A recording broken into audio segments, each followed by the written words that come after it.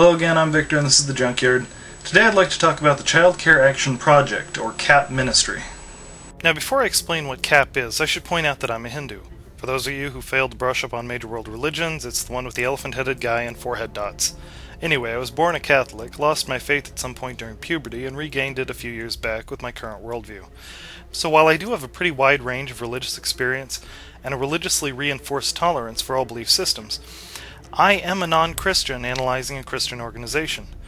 I apologize in advance for any offense I may cause in the next few minutes.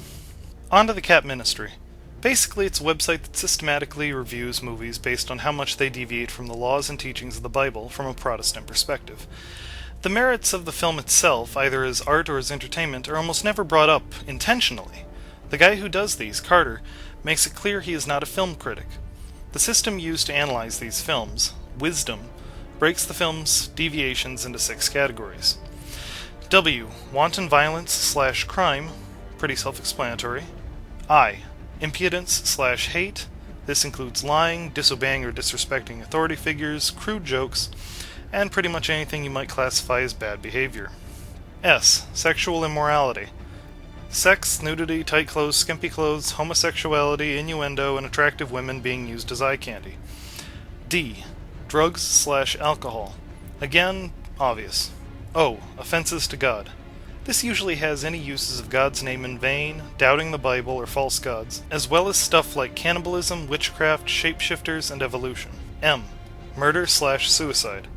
Once again, pretty obvious. Each instance of any of these is tallied, recorded, and somehow processed together to come up with scores for the films. For instance, let's look at Speed Racer. It's got 0 points for violence, the worst score you can get. Impudence has a 46 for lying, cheating, arrogance, and disrespect. It's got a 59 for sexual stuff, mostly due to innuendo and clothes. A 56 for drugs and alcohol due to drinking, smoking, and forced drugging. A 70 for offenses to God due to use of his name and characters seeking revenge.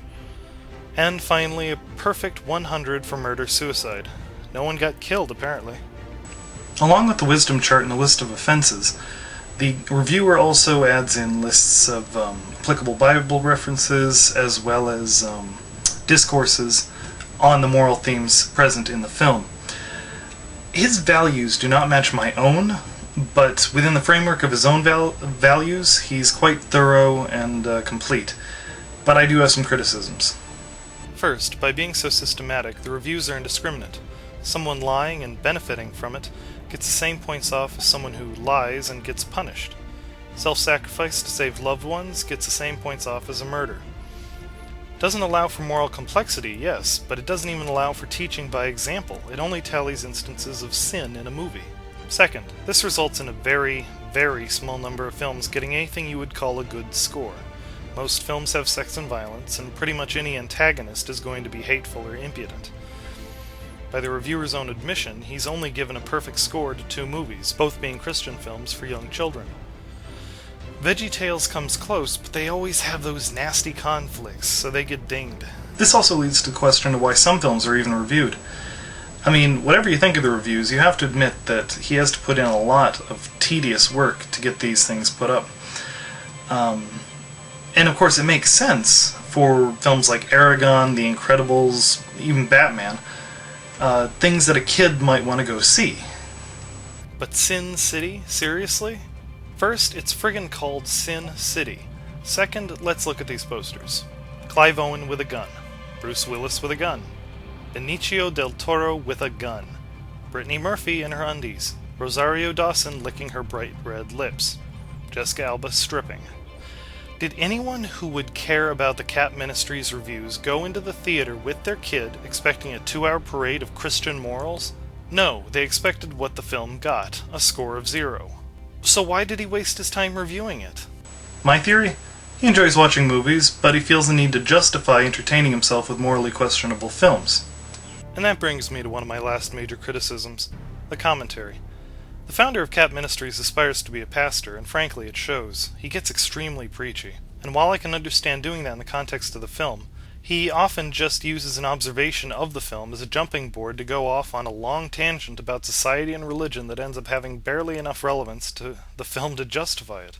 In fact, my single most damning criticism of the guy comes from a result of him wanting to get up on a soapbox. In his Dark Knight review, he's summarizing the plot when he says, and I quote, "The Joker is, of course, not responsible for his rampage of villainy and malfeasance.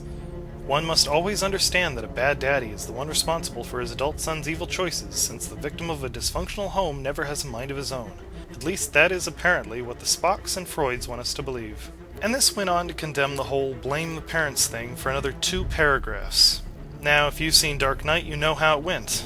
If you didn't watch it, mute the volume until this picture of the Joker is off screen, okay?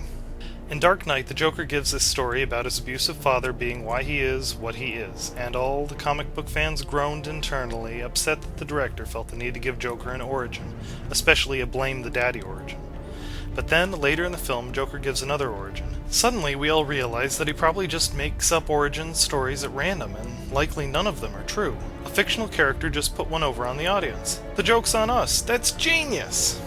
But the reviewer gave no mention of this at all, that the Joker was Harvey Dent's father. Anyway, I actually wrote an email to the guy, politely pointing out his, I assumed, mistake. I got this as a reply. That the writers were mocking the father's fault matter is why I did not bring it up that the Joker contradicted himself later. And it was a perfect launching point for letting people know that Spock admitted he was wrong. He went on to explain how the plot isn't the important thing in his reviews, called his intentional oversight a necessary evil, a concept he shows no mercy for in his own reviews, and thanked me for my comment. So let's put this plainly. He lied about the content and message of a film, so he could have an opening to rant about modern parenting philosophies. He bore false witness. He couldn't have undermined his own mission more if he posted nude pictures of himself on the website. With all that said, he's usually quite professional. He evaluated Passion of the Christ and dinged it where it was due. He just needs to work on being honest with himself and his audience. The question, then, is whether or not this is a worthwhile endeavor. I would have to say no. I mean, let's face it, there has never been a good film in history that could get anything approaching a good rating from Cap. In fact, few films could really expect to. To tell a story, you need conflict, and to be complete as a visual medium, you need sex and violence. That pretty much covers the list.